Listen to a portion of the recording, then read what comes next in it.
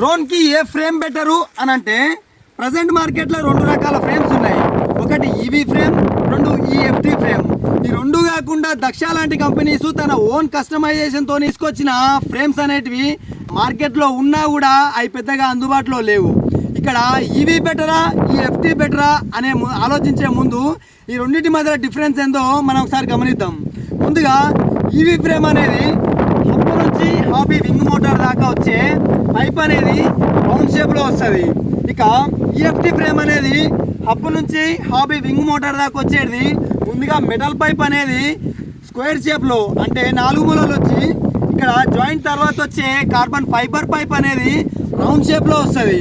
EV ఫ్రేమ్కి వచ్చే spare parts అనేటివి ఈఎఫ్టీకి రావు, EFT ఫ్రేమ్కి వచ్చే స్పేర్ పార్ట్స్ అనేటివి ఈవీ ఫ్రేమ్కి రావు. టోటల్ డిఫరెంట్గా ఉంటుంది. కాకపోతే ఈఎఫ్టీ ఫ్రేమ్ అనేది ప్రజెంట్ మార్కెట్లో దూసుకుపోతున్న బ్రాండ్. సడన్గా మనకి ఏమైనా క్రాషెస్ జరిగినా కూడా వీరి స్పేర్ పార్ట్స్ అనేటివి విరివిగా దొరికే అవకాశం ఉంటుంది.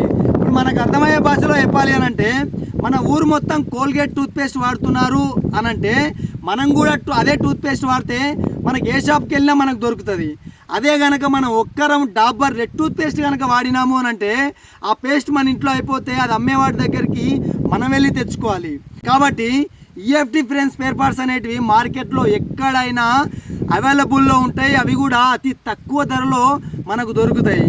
కాబట్టి దీన్ని బట్టి అర్థం చేసుకోండి, మీకు ఈవీ కావాలా ఈఎఫ్టీ ఫ్రేమ్ కావాలా, చూజ్ యువర్ చాయిస్.